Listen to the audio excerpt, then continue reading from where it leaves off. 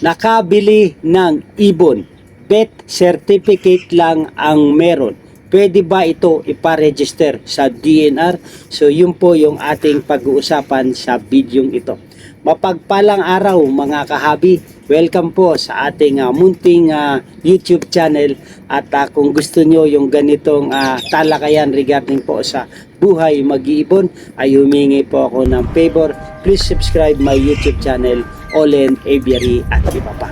So ganun din po yung tanong ng ating kahabi na si Sebastian Reyes. Sir Olen, nakabili po ako ng Sun Conure. Walang papers totally. Bet certificate lang. Pwede ba ito iparegister sa DNR? So yun po yung ating pag-uusapan sa video ito. So shoutout po sa iyo, Sebastian Reyes. So kung susundin po natin yung policy ng DNR at yung rules and guidelines, ay hindi po maaaring iparehistro natin ang ibon na inyong nabili, Sebastian Reyes, na bet certificate lang ang hawak ninyo. Dahil ang birth certificate po ay isa lamang po sa requirements na hinihingi ni DNR. Ngunit hindi pa natin nakasaad dito sa veterinarian certificate kung ano nga ba ito. Kung ito ba ay sanhi ng sakit or health certificate ito. Dahil ang kailangan po sa DNR yung health certificate ng ibon. So na makukuha natin sa veterinary clinic. So yun po. So dapat naka-indicate dito kung ano ang birth certificate na nababanggit nyo. Kung ito ba yung issue ng sakit o yung issue ng kanyang kalusugan, ika nga, na isa sa requirements na hiningi ni DNR. So kahabi Sebastian Reyes, so dapat makumpleto natin yung requirements na hinahanap na DNR. Unang-una po yung mode of acquisition, yung deed of sale, official receipt, deed of donation. So kahit man alin sa tatlo rito ay pwede na po iyon. Tapos mayroon pa kailangan kalaki po na LTP. So ngayon po, meron ng bagong policy ang DNR na kahit within the municipality na ating napagkunan or napagbilhan ng ibon, ay kinakailangan na rin po ng LTP o yung local transport permit. So maaari niyan kahabi Sebastian Reyes ay makumpleto nyo yung requirements na kailangan para maisumite natin sa DNR para makapag-apply po tayo ng Certificate of Wildlife Registration. Bukod pa doon kahabi ay yung copy ng CWR holder or park permit na inyong napagbilhan na requirements din po ni DNR. So hopefully kahabi Sebastian Reyes ay maliwanagan ang mga kakailanganin ninyong mga requirements. So pasundan natin sa mga tanong ni kahabi Brian Cuevas. Good day Sir Olen, may papers po ako. Deed of donation, DOD, birth certificate copy ng birth certificate copy ng CWR holder at QBR. Mariregister ko na to sa DNR. Yes po kahabi, mariregister nyo na po. Pero parang wala kayong nabanggit na LTP. Dapat po meron pa kayong kalakip na LTP dito kahabi. Dahil ang kailangan po yung deed of donation, veterinary certificate, ito po yung health certificate, tapos yung copy ng CWR holder at copy po ng QBR. Yes po, tama po yan. Ngunit wala po kayong nababanggit na LTP. So kailangan po at hindi nyo nabanggit kung saan nyo na-avail yung inyong ibon. Ngayon, may bagong rules nga ang DNR na kahit sa loob ng municipality ay kailangan po ng ng LTP o yung local transport permit. So yun na lang po para makapag-apply po kayo at bago yan maaprubahan ay meron pa po yung site visit o inspection sa inyong aviary. So kumpletuhin nyo na lamang po ang inyong mga requirements para ma-approvean kayo ng DNR. So, ganun din po. Maraming po salamat sa inyong katanungan, Sebastian Reyes at Brian Cuevas. So, mayroon tayong mga natutunan sa mga requirements na mga kakailanganin natin para maiparehistro natin sa DNR. So, para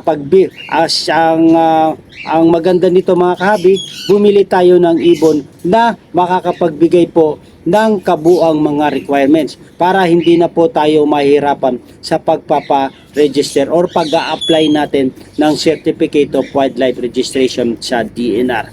So yun po mga kahabi, doon po tayo bumili sa mga legal source na makakapagbigay po ng mga requirements. So mga kahabi, nais ko rin pong i-share sa inyo ang nagkaroon po ng meeting dito po sa ating nasasakupan sa Bicol po, Region 5 sa Ginubatan area.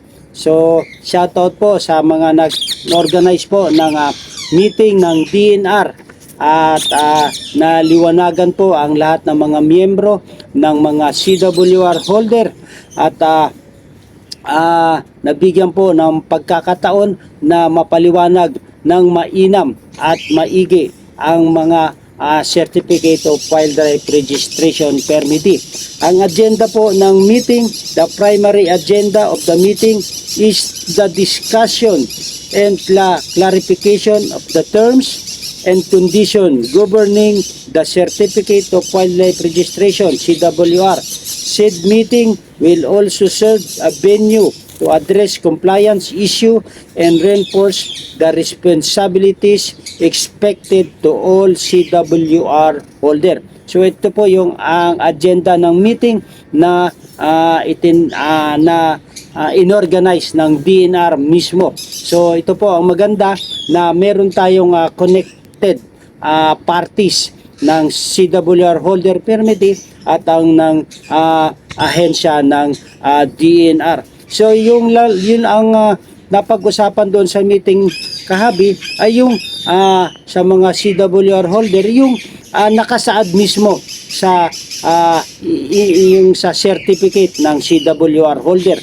Lalong-lalo na po yung pagsunod natin sa mga policy, rules and regulations na nakasaad sa CWR na kailangan po lahat ng mga progenies ay maire-report natin sa DNR.